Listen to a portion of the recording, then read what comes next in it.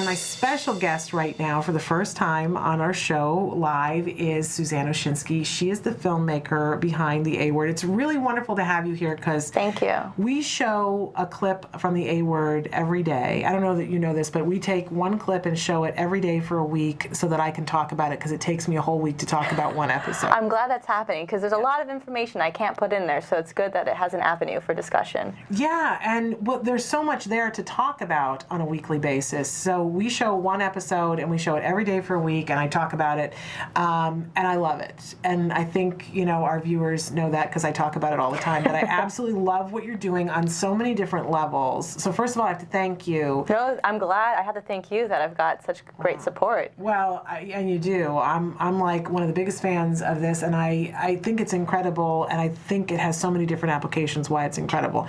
But if somebody's just tuning in right now for the first time, let's talk a little bit about what it is, where they can watch it, and then I'll talk about why you should watch it, because you should be watching it. All right. So tell us, The A Word. The A Word. So The A Word is a weekly vlog that I've been doing since last year. I met them, I think this time of year, about March.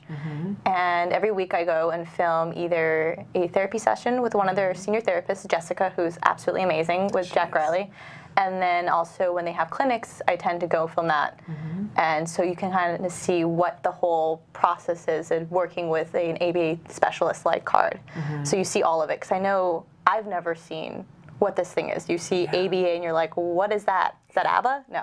But so, I mean, it's super mysterious and you don't know what it is. And people who are not part of the autism community have heard the word ABA. And for me, before I started working here, I just thought that was little robot makers and not understanding what its whole goal and purpose was. And kind of what I wanted to show just was in the A Word, not just what ABA does and how it works and its effect on the family and the people who are working with the family and the fact that they have on all each other, because it's not just what I've seen, and for me, even just as the filmmaker, it's not just a job you go in and then you're out. There's like a lot of very personal relationships that you build because you become kind of a part of the family. I don't know if it's kosher to say that, but it's these therapists are there and they're making huge changes in these families' lives, and it's just amazing, the closeness that happens because of this process and that it's able to happen. I'm welling up already. I'm so emotional about it because it is an amazing thing. And when we were going through it in our house, I just kept saying, this is an amazing story. Even if I could just pull back from a second and look at it and say, this is an amazing, I refer to ABA as the autism miracle in my living room. Because it was. And it was so hard on so many different levels, right? And to open up your home and open up your heart, to let those strangers come in, and they do become a part of the family. I mean, I think in different levels, different therapists, but they become such a part of your life. Because they're there for all the milestones, all these things that no one, if they're not in it, they don't get that what a huge thing it is to get your child to say, I love you, Mom, or just simple saying, I want. And everyone's cheering. Like, they really just get as excited as the parents do because, you know. So for you to be able to go in and tell that story, it's such a monumental thing for me. And and I'm not the family, so I can't even imagine what it is for them. But I think for the rest of us, on behalf of the rest of us, it really is a monumental thing that you are putting faces to what happens. Right. And while it's one family, one incredible family, we all are relating. Right. And you've given us a voice in a way that we didn't have before, because I don't have the time and energy to explain it to everybody while I'm going through it. Right. I just don't. So that's amazing. I have to say, I'm lucky that I got to work with Cheryl and Mike. They are such giving, amazing, personable people. I mean, I feel really lucky that they've been so open and so giving with their time and just trusting me with, having these candid conversations. Yeah. Or maybe they forgot that I'm there at this point. They're so used to me. But I feel like they've just been really amazing at not censoring themselves too much and being really open to share their feelings and thoughts through this whole process. Yeah. And especially, Mike, where you don't hear men, period, talking too much about their feelings and how things have affected them. And they're just an amazing couple to share all those to me, the emotions, the feelings, what they are experiencing to me is the core of the A Word, at least for me. The ABA is really informative, it's great, but I think it's just seeing how it changes their lives completely is, to me, the biggest thing that just shows. And I think that that's part of what I'm loving about it, is that you are documenting the ABA, but showing everything, including the emotion. And I just want to backtrack for just a second. For those of you who haven't watched it, and you should go watch it right now. But the cast of characters, you know, and they're real people. It's not, it's not like it has been cast, but the people we're talking about, Mike and Cheryl, are the parents. Right, Mike and Cheryl are parents. Jack Riley is the little boy who was diagnosed, and at the point that we're watching, he hasn't turned 3 yet. But you are well past that in the episodes that are available on YouTube. Not quite. We're almost there. Oh, I'm a little slow. All yeah, right. but he's 2 right now. He in real life he's turned 3, but he's 2, and then there's several therapists that he has. There's only one of them I'm following right now, just so you can see like the relationship that's built between the child and the therapist, and just like, I don't know, I think it's really beautiful seeing how much effect that you see, because there's moments too when she's doing therapy and I'll ask her a question and she'll tell me, you know, her thoughts about this and her frustrations with people who don't understand it, and I think it's amazing just being able to have that perspective in the moment. Yeah, and it's so we're showing you. We just showed you that you can watch it on the A Word. You can watch it here with us. We always show it right at the top of the 10 o'clock hour Pacific time, because then I like to talk about it afterwards and go through what the different things are that you get to see. Really quite amazing. Oh, I didn't mention where you can find it. It's on YouTube. The A Word Autism. Right, and Emily has been showing that on the screen throughout, and we're going to talk more about that. I want to take a little bit of a break, and when we come back, I want for Suzanne to really talk about her expectations going in and how different it is than what she thought it was going to be, and how seeing a child learn in this way, what it's done for you personally, how it's changed your life. So stick with us. We're going to be back in just a minute. Welcome back to Autism Live. We're here with our special guest right now, Suzanne Oshinsky, the filmmaker behind The A Word. This is a wonderful ongoing documentary that we show every day here on the show, and that I'm absolutely so enamored of. But you can be watching it on your own time. You can go back and watch the beginning episodes. You can watch forward on the for The A Word on the YouTube channel that you're seeing before you. And I really encourage you to get everyone that you know to watch it, so that they have a greater understanding of what you're going through. I was just saying to Suzanne during the break about how I don't know the words to convey. I know you guys know, but I don't know the words to convey to people who don't have this going on in their home, how important it is, what our kids are doing, how hard they're working, and that somebody gain an understanding of it. Because autism is one of those things that you were saying, you look at a child, you don't see it. Right. And so when a child progresses, you know, we have people in the media who are saying ridiculous things like, oh, children just outgrow autism. Not that they worked their tuchuses off, right? Right. And we get to see that Jack Riley and his family are working a full-time job and plus for him to make the progress that he's making. Yeah, all 3 of them have full-time jobs.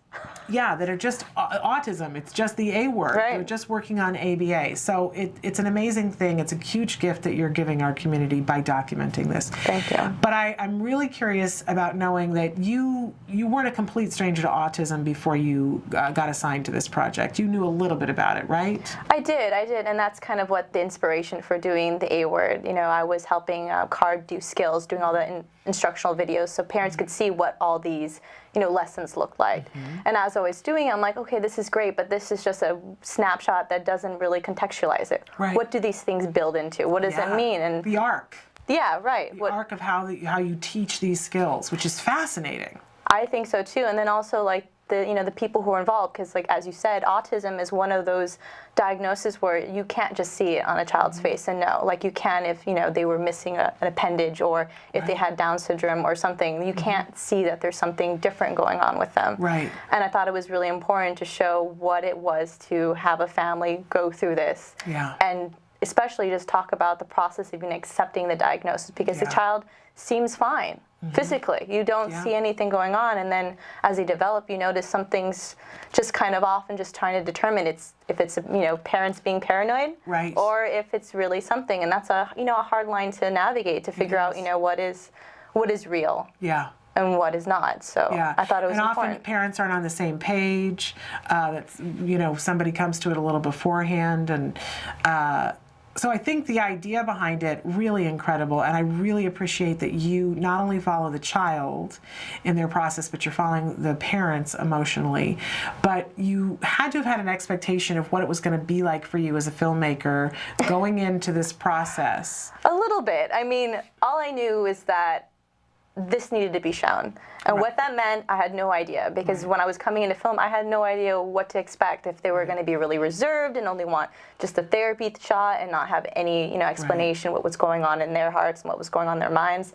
But, as I went and filmed, it just kind of revealed itself. Like, I, had a kernel idea, going to show what this family is going through, what it means to have ABA, how, people who are not even in the community can relate to having to work through an issue, whatever it is. Right. But, and do it as a, fly on the wall. And, of course, that's not the case at this point. But, but that was your intention, to be that removed, a little bit. third eye, not be a part of the story. Right. Not influence, what's going on. But how can that happen? I'm in their home. Yeah. Once a week, and one of the things with autism is they have social issues, so it'd be weirder if he was able to continue ignoring me. Right. That would be an issue in itself. It would be beneficial for him to be able to do that. And I appreciate as a parent that I know that there was a filmmaker decision that you had to make there, but I feel like you made the best decision for the child, and in doing that, it's the best decision for the ongoing series. Right. He acknowledges that I'm there, this is happening, but as long as it doesn't become a thing where... Right. Well, in today's episode that we showed, he loves the camera. He loves you. You're very reinforcing to him. And there was a moment in which he was really involved in the camera, and you and Jessica turned it into a moment of working on body parts where he was looking at himself in the viewfinder, and you guys were saying, touch your head, and he was touching his head, and then touch your nose, and identifying all the body parts. And he was a happy little boy. He was being able to see himself, and he was thrilled, and he was learning and maintaining a behavior that he's been doing for a while. And I thought, what a wonderful thing that it wasn't disregard the camera. Right. Go back to doing what you were doing. You chose the opportunity to teach in that moment. Well, I think it's important. If I'm going to be there and continue this, he needs to know that it's okay to acknowledge me, because I am there. But, he is working with Jessica and trying to make those moments that do happen where it's redirected, where it's still a learning opportunity, and it's not just a place to, ignore what he's supposed to do, the task at hand. Right.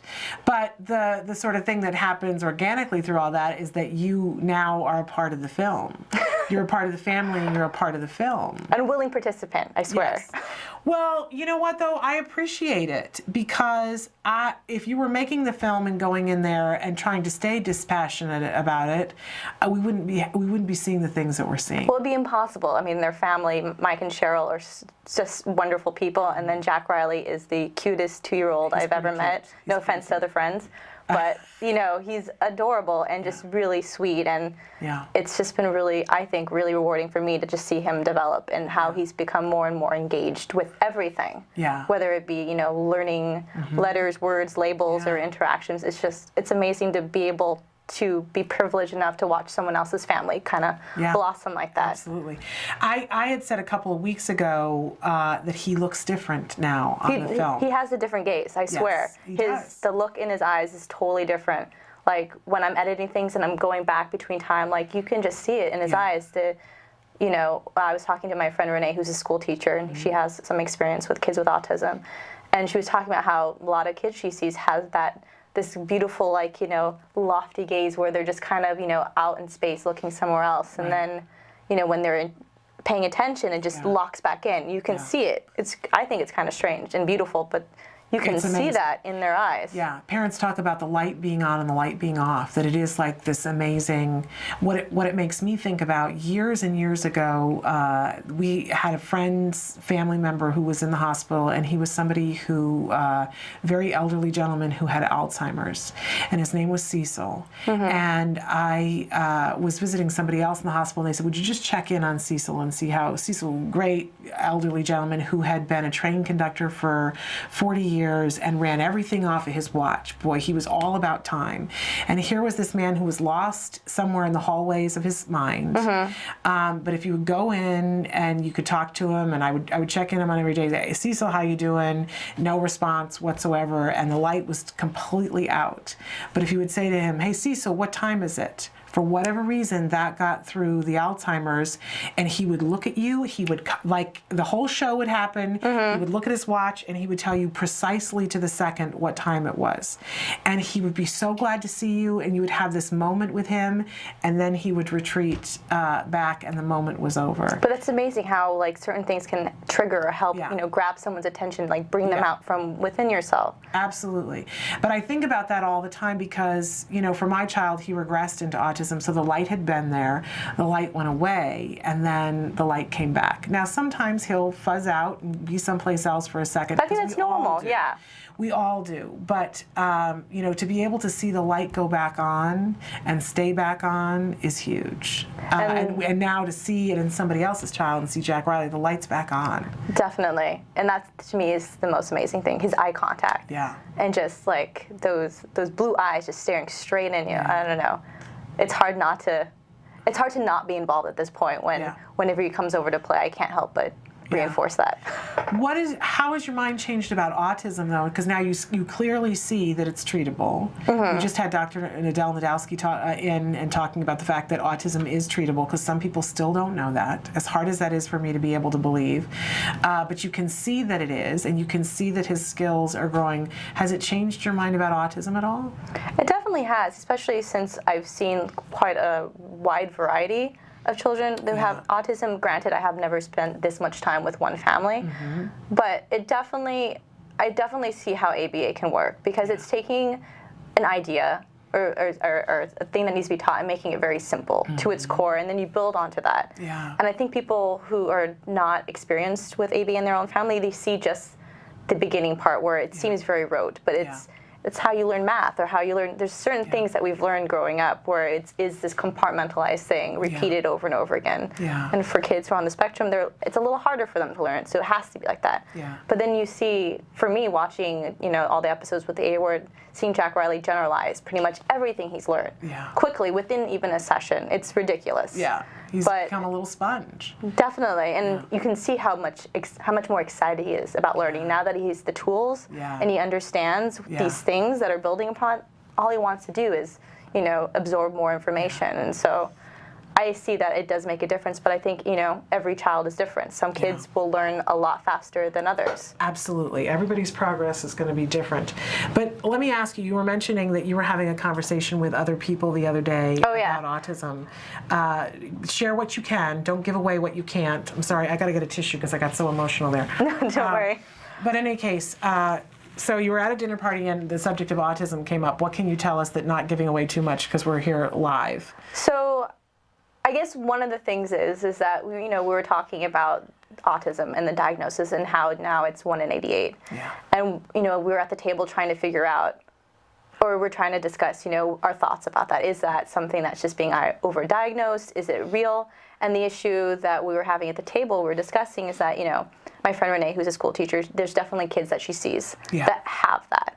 And then there's other kids that she sees and she thinks that maybe it's something else, but they're trying to find something. And I don't know where I stand with that, but I think there is this over need to label things so people understand something. But there is a such thing as autism. It's not a figment of imagination, but I think it becomes hard when there's just one word to define something that has such extremes. I agree. There's, very mild to super having difficulty communicating and doing, it's a basic. Huge spectrum. Huge spectrum. Word. And that's hard to grasp for a lot of people. It is. It's like, how can this be one thing? And then, I have a lot of friends that are creative and quirky and super smart, and we tease that we think maybe that they're on it, and they get very offended because how can be super focused, super smart mean that I have this thing? And I think it's because of the huge gap between having very mild to very severe forms of autism. Yeah, absolutely. It's a huge spectrum. Years ago, when my son was diagnosed, somebody said, don't think of it as autism, think of it as autisms,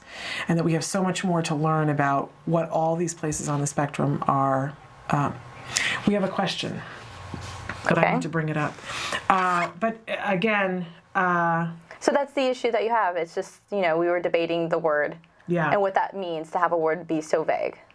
Okay, the question is, hi Shannon, I just logged into the segment. Nice to see Miss Suzanne in front of the camera. I would like to know if it's she who narrates the episode or is it the mom?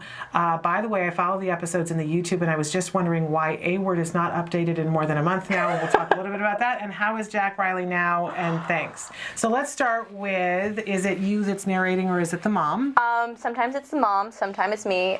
When I'm kind of breaking down what's going on in therapy, that's typically me, but anything that deals with, what's going on with inner thoughts, that's typically the mom. Okay. I try to make it pretty known who's speaking, but mine is usually just the clinical stuff. Okay, and we are going to be updating soon some stuff on. Yes, we are updating. We've just been having a little technical difficulties with things going on here in the office, but we are planning to hopefully there'll be a new one today. I have a backlog of videos, so don't worry, it's not going anywhere. Yep. And it'll be up this Thursday. There you go. There you go. You've heard it directly from the filmmaker herself. There's a lot happening and changing here, and as you know, we changed from Skills Live to Autism Live and different websites and different things, so things are in flux, but stick with us. You've got your followers, and we don't want them to think that you've gone away. I haven't gone away, so please stay tuned, and Jack Riley is doing really well, and you'll be seeing that in the next episode. Very cool. Well, thank you so much for coming and being with us. Thank you. It's always a pleasure to talk to you. And again, thank you so much because this is so important to me personally, what you're doing. And I get all the clump to talking about it, but it's really, and I don't want to get all messy, but it's so important to me what you're doing, the story that you're telling, because you're not just telling it for Jack Riley, you're telling it for all of our kids. So thank you. No worries.